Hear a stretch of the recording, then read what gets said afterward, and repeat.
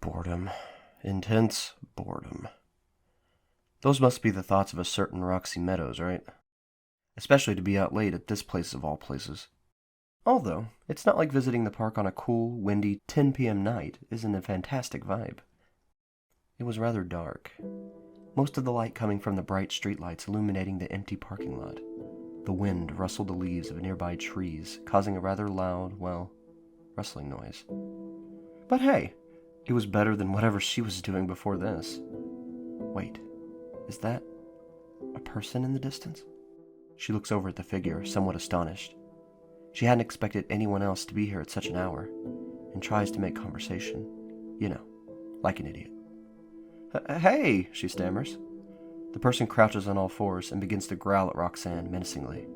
As she registers that the thing before her is a feral, panic begins to set in, and only grows as she realizes that it's the rake. She begins to run from it, on the verge of tears. This is one of the only things that can kill her. She doesn't want to die, yet. As she runs past the trash bin, the monster scurries out from behind it, tripping Roxanne. She falls to the ground, and it crawls on top of her, looking her dead in the eye. It was your time, yet you dared to cheat death, the rake whispers to her. Its pale, thin flesh seemed to be plastered to its bones, and its eyes are deep, empty sockets. The claws on the beast are sharp, as are its teeth. Thin, dark liquid seeps from its mouth as it talks to Roxanne, soon to kill her. However, a car is seen in the distance. During this rather peaceful, cool, relaxing night, a low-wage worker for a pizza parlor has to deliver to some idiot who can't wait for tomorrow. He's tired. Only his eye is really able to be seen in the dark, reflecting a bit off of the street lamps. He's got one arm out the driver's seat window, the other mindlessly flicking a little hanging air freshener in the shape of a pine tree. The guy would probably kill to be chilling next to some lake in the middle of a pine forest, with a little log cabin to rest in for the few vacation days he has to spare. However, he couldn't afford even half of a pine tree, let alone a log cabin next to a lake. So the little, not even really pine-scented plastic cutout will have to do. He takes a right onto the road by the field, steering with his knees, checking a little pocket watch he had strung up next to the fake pine. Delivered in the next 30 minutes or it's free is a good way to bring in customers. And extra burdens for the workers to get there on time. He's tracking it down to the minute, or at least would be, if he didn't catch a glimpse of what was going on in the field, slowing down just a tad, because it's the only interesting thing he's seen all day. Hey, you in the car, help me, please, Roxy yells. Do you really think anyone would help you, Roxanne? Do you think anyone cares? Pathetic. I can't wait to put you out of your misery. Wouldn't you love to join Toshiba and Pluviophile? The monster asks, looking at the car and back to Roxanne. The guy slows the car upon hearing Roxanne's cries for help, raising a barely visible brow. He takes a moment, seemingly looking between something in the back seat and the scene outside, but grumbles something under his breath and leans out the car window a little. Having his face in the light, his messy, kind of scruffy black hair could be seen, with something clearly over his left eye. Well, what do you expect me to do? I'm on the clock, so if you could, make it quick. She looks at him with only her eyes, trying not to move. Try to get this thing off me? I don't know, man. She's visibly terrified and shaking. The rake chuckles and the guy sighs. Soon he gets out of his car, being a rather tall, bulky kind of guy. He's got a large coat over a standard pizza delivery uniform. Refitting the cap on his head, he approaches rather nonchalantly, fiddling with something in his pocket. What did you do? Pick a fight with an overgrown street rat? Does it have rabies or anything? I can't really cover the cost of 2 trips to the hospital. She looks at the beast's mouth. No, I don't think so. The rake rears its head toward the man. I can hear you. It laughs, smiling. It gets up off of Roxanne and crawls toward the man. It says, Why not repeat what you said, This time, you will say it directly to me. The guy narrows his eyes a little, staring back up a bit. Ah, not a rat, he says to himself. Hey, bud, I hope you can cover any damage I'm about to do, because I don't want assaulting the homeless on my record. He slips a sharp knife of his own out of his pocket, taking a deep breath. Unless you'd like to euthanize this thing now. Yes, do it. Euthanize it. Kill it. Whatever works, she yells, panicking, as she backs away from the monster and the man. I'd like to see you try. The rake smiles. Well, I'd rather this to go down in self-defense then. He gives a slightly nervous chuckle. He stops backing up, keeping a strong grip on his knife. The rake stands up with jerky, unnatural movements, still maintaining the hunched-over look. There's several cuts and scars on its body, scar tissue looking extremely hard. You can see its bones beneath its skin, and its torso looks as if it's barren of organs. It lunges at the man, clawing at him, ripping his jacket, smiling and laughing to itself. The man winces with the lunge, being knocked off balance. Although taken by surprise, he quickly tries to begin wrestling the thing into submission, hastily attempting to dig his knife into its flesh. It screeches and growls at him. With each stab, jab, and cut, it lets out a guttural yell and scratches him hard. It steps away from him and reverts back to crawling. You are not ready to join them. It yells angrily. It looks at Roxy, then back at the man. It lets out something that sounds like either a sigh or a grunt, and crawls back into the woods quickly. Roxy gets up and approaches the man. Dude, are you okay? She asked, her eyes lighting up for a second. Wait, dude, you just fought off a feral. You fought a freaking rake. Like, the rake. Dude, you're awesome. Oh, thanks for saving my life, man. He coughs a bit with that, getting up with a groan, Roxanne helping him up. The hard cut across his chest from the fight was already starting to bleed profusely. You're welcome, I hope you have a spare needle or something. Work uniform and all. Can't. He readjusts himself, pressing on the wound lightly with his hand. Can't use the raccoon excuse when the gash kind of looks like it came from a mountain lion. He chuckles. She looks over the road and points toward her house. My house is literally just right over there. I might have some needle, thread, and some other stuff to heal the wound. She starts running, kinda. Come on, won't take long. Convenient. He sighs, following along. He makes sure to lock his car as they walk back, speeding up a bit to catch up. The wound doesn't seem to bother him too badly.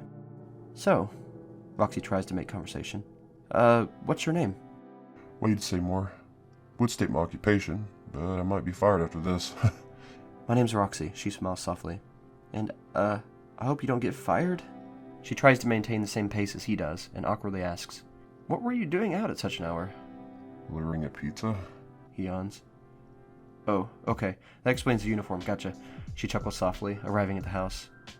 Well, here we are. Come on in. Do you have any towels? Wouldn't want to get blood over everything. I probably can't pay for replacements. Wade asks, taking off his coat and groaning upon seeing all the scratches on it. Yeah, I'll fetch some. Come on, she says. They enter through the mudroom, and Roxanne motions Wade to the living room. She goes upstairs and retrieves the sewing kit, towels, and first aid kit. No one is home, but most of the lights are on. The living room has a couch against the wall, with a coffee table set in front of it. There's a large flat-screen TV on the opposite wall. The floor has some trash on it, but not much. Alright, I have no idea what I'm doing, so this will be an experience, she says, coming down with the items needed and laying it on the coffee table. Wade keeps a firm hand on his wound, picking up the towels with the other.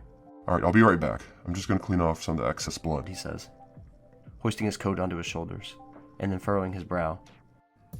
Which way's the bathroom? Oh, yeah, it's just, she points toward the doorway to the kitchen.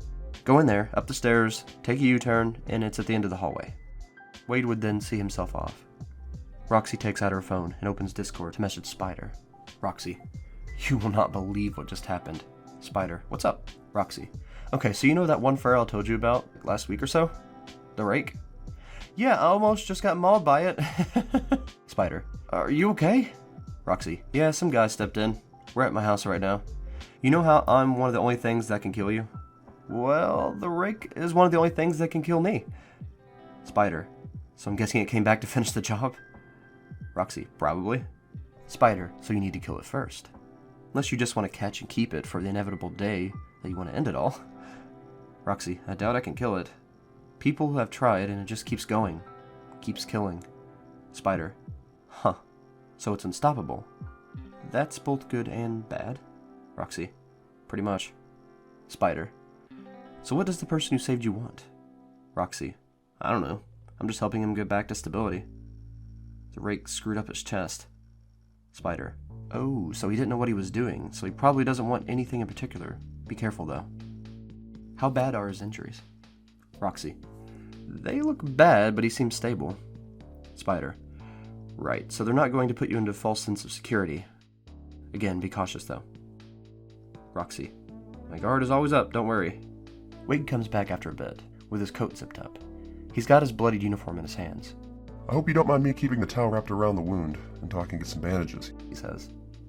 Yeah, that's fine. Here. She gets up. You lay down if you want. I'm okay, don't worry. he says, shaking his head. Also, are you going to charge me for trying to fix my uniform, or... No, of course not. You saved me from getting perma-killed. She checks the time on her phone. Parents won't be home for a couple hours, so if you want to stay until then, I'm fine with it. He'd attempt to smoothen his uniform out. It's alright. If you can't fix this too, well, like I said, I'm probably fired. Don't worry, I've got it.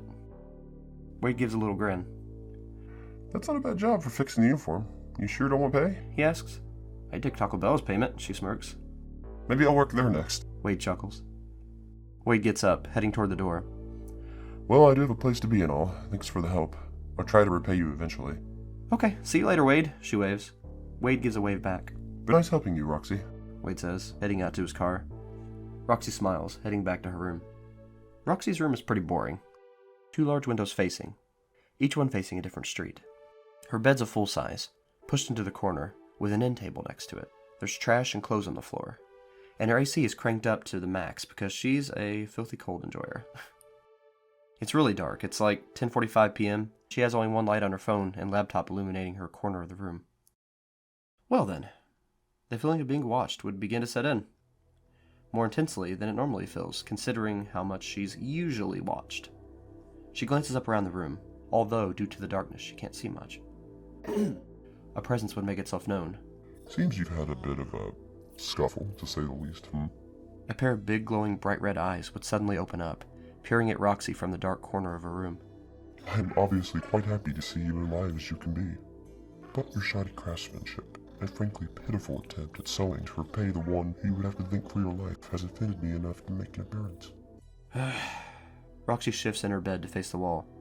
I don't need this tonight, man. Plus, forget you, my sewing is decent. The eyes roll. I could have done better blindfolded and with my feet, which, for the record, have less than half of the toes yours supposedly do. Roxy sticks up her middle finger at the eyes. I speak nothing but the truth. Nonetheless, perhaps be more careful next time. Invest in a sword, perhaps? Maybe a rather large stick. Something that's to not drag underpaid pizza delivery men into your personal hell. I might invest in a sword now because that's cool, Roxy says. May not need it though, due to my powers.